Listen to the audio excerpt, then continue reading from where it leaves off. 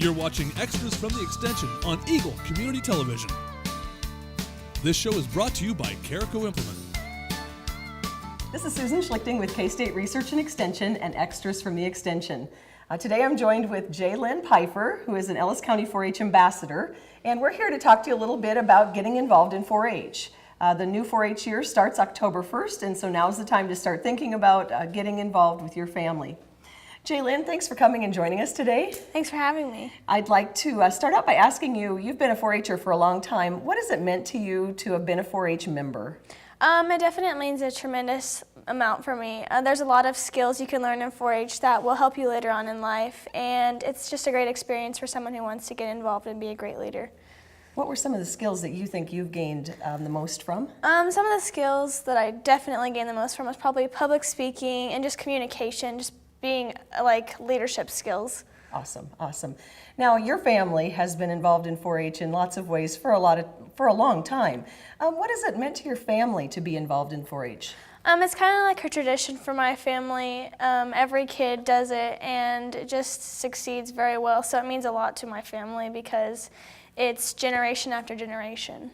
And that is so true. In a lot of families that get involved with 4-H, they've been involved, their parents, maybe even their grandparents were involved in 4-H. But you also can start out fresh and new this year with this new generation and be a first generation 4-H family and still gain a lot from it. What would you say some of the skills are, or some of the special things that your family has gained from your 4-H experience? One of them was definitely public speaking. We're not a family, we were kind of a quiet family, but once you get involved in that public speaking, you can talk in front of a whole bunch of crowds. And definitely just being involved with the youth was a great skill for us to learn. Okay, awesome, awesome. What's your favorite 4-H project? My favorite 4-H project is the horse project. I've been riding horses since I was 2.5 years old, so I mean I've been kind of with that for a while. Absolutely, and you have gotten a lot out of the horse project from being involved with rodeos and the public speaking aspect of some of that, as well as all the horsemanship and the friendships, I suppose, that you've gained through competing across the state in 4-H horse. Yeah.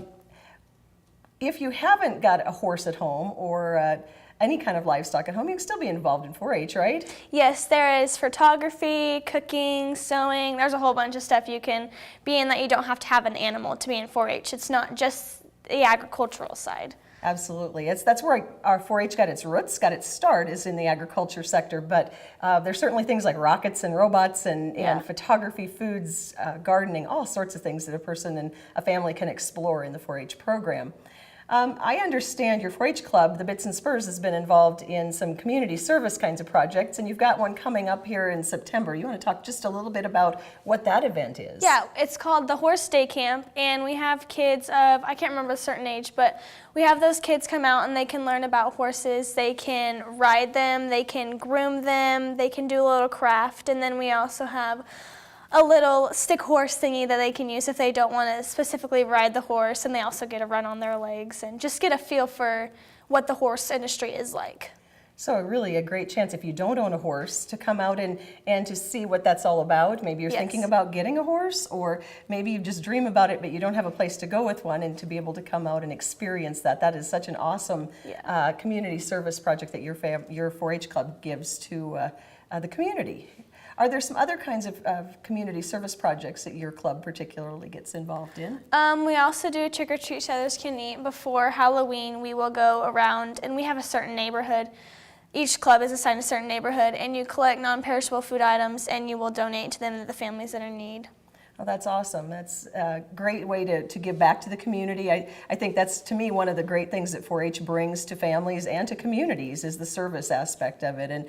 And I think we look at our communities, and if 4-H clubs weren't out there doing a lot of the things that they're doing, our communities would look different. And so I think it's a really strong key thing. Besides the leadership skills, besides the family bonding, the community service and the getting involved in your community is important. Definitely, yeah.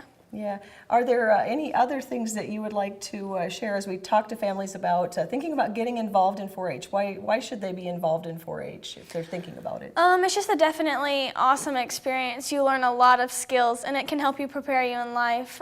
There's responsibility, leadership, and all that can help you later on when you are needing it. Absolutely, and then there's the career side of it too. Maybe you've tried something out in 4-H. I think about several of our 4-Hers over the years have tried a project and they fell in love with it, and it became a career possibility for them. And they're out taking pictures professionally, or they're out working with crops and agronomy and those kinds of things. And so it really can open doors to a whole new world of things that maybe you never considered before. So Yeah, and we also have livestock judging clinics that can get you scholarships for livestock judging in college. Absolutely, and not only livestock judging scholarships, but there are lots of other kinds of scholarship opportunities. And I know right now 4-Hers are working on those Kansas Award portfolios or their record books that they work on to help them to be in line for scholarships opportunities. So hopefully you have yours done and ready to go. Yeah, we're getting it there. Awesome. Well, I thank you for taking time to visit with us a little bit about 4-H and your family's 4-H experience. And we hope that families will come and get involved and consider joining 4-H. Again, our program starts October 1st, but you're welcome to come in and visit with us anytime between now and then to find a club that might fit your family's needs, and come join us and see what 4-H can do for your family.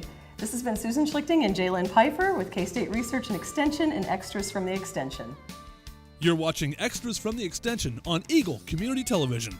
This show is brought to you by Carico Implement.